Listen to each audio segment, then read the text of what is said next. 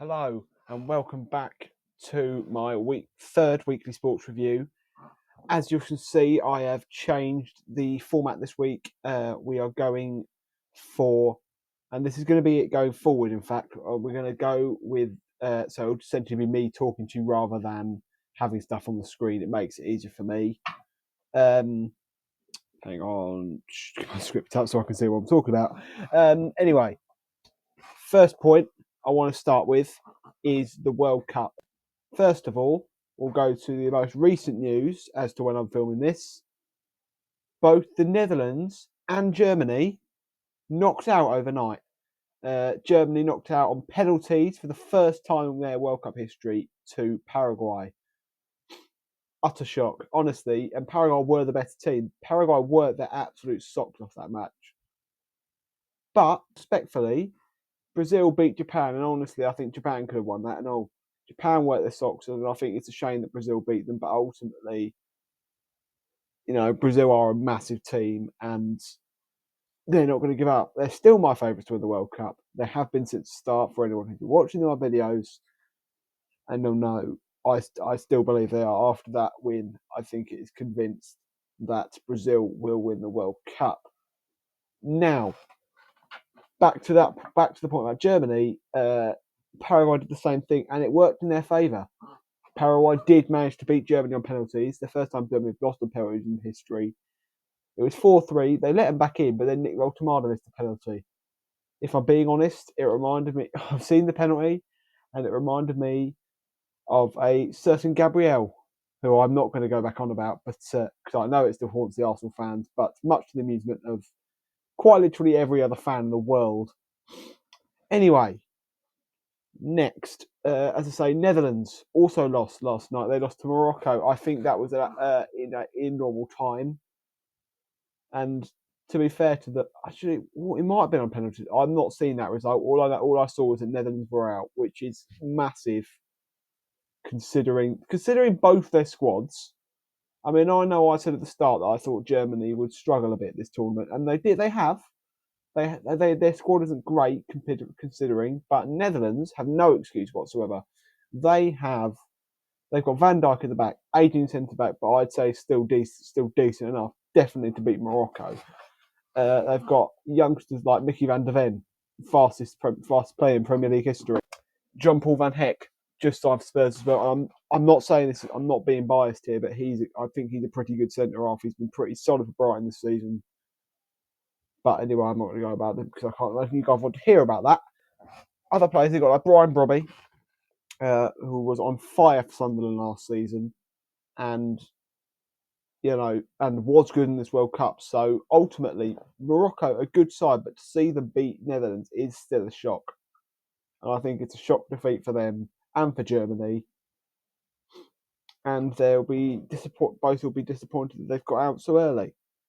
Another team, of course, gone out so early was Scotland, who went into this tournament with huge momentum. The fans have been celebrating like mad the last few weeks in America. And then, but ultimately, I don't think the football, I don't think they have much to celebrate with this tournament. They didn't really have much to celebrate. The only goal they scored was a scrappy goal by McGinn. And then they had to hold on against Haiti, terrible team, went on to get battered in their next match by Brazil. Ultimately, them going out of the tournament,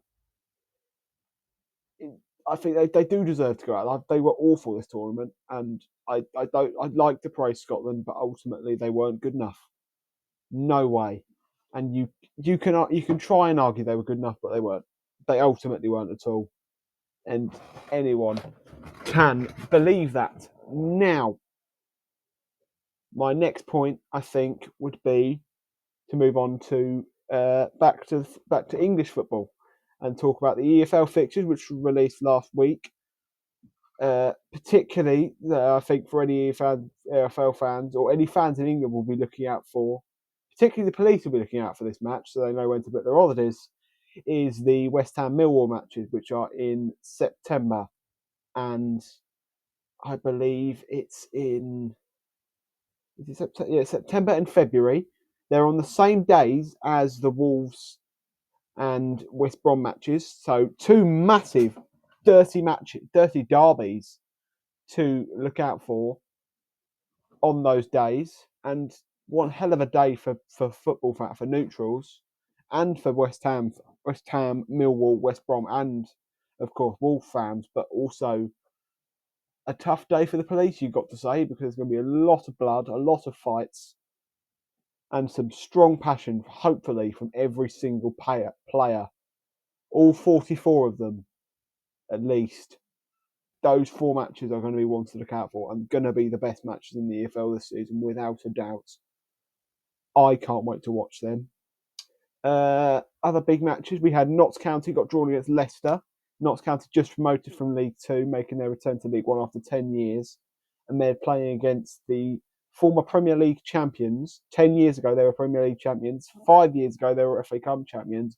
And now they're playing in League One. It's Leicester City, which is going to be interesting. And it's going to be a big match. And I think Leicester will struggle this year. It might be a tough campaign, considering the amount of money that they still need to make up for, the players they need, players that are going to want to leave, and also the players they need to sell to make back money. It's going to be tough for them this year. However, I think a match for them also to look out for is Bromley. Now, the reason I say that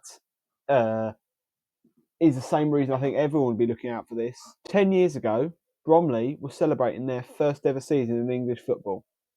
And now they're playing Leicester City, who in the same season were celebrating the Premier League title.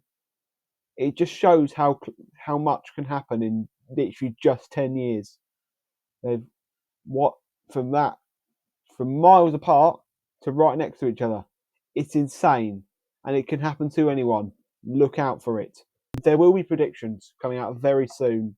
Whether or not they'll all be in the same video or separate, I'm not sure yet, but there will be predictions videos coming. I'll do it about a week before the respective league season start. So look out for them soon, and I'll do the same for the Premier League. Now, I think the final point I'm going to make, which the big news from this week, is Stokes' retirement from the England cricket national team. He announced it on Sunday ahead of the final day of England's cricket test against New Zealand, which we lost by 160 runs, which seems close, but is actually quite far. I think it's quite a big defeat for us. We lost the last two tests, so ultimately lose the entirety of the entire test in general, which is a tough defeat for England. I think that we were good that first test. We weren't great to start out. Then we were pretty good. We were pretty good after it when we got to bowling, and then we've just been terrible in the last two tests, and ultimately it's cost us, and that's a big defeat for us, I think.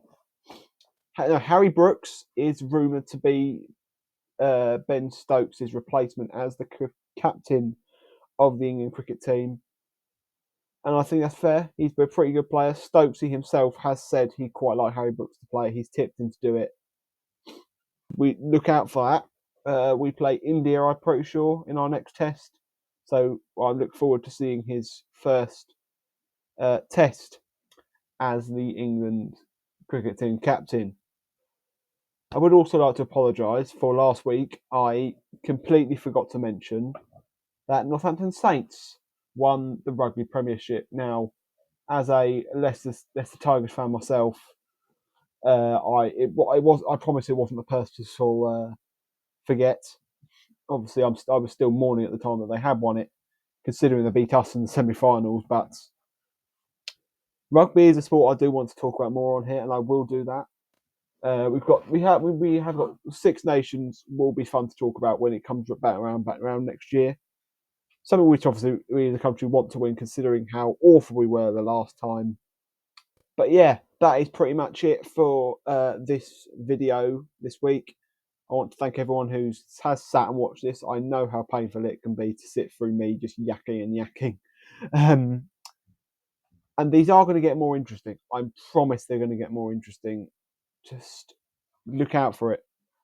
I can't wait to do so much more. I've got more plans, loads more predictions to come up very soon. We have, of course, the Darts World Match Play coming up in July, the coming month. So look out for that.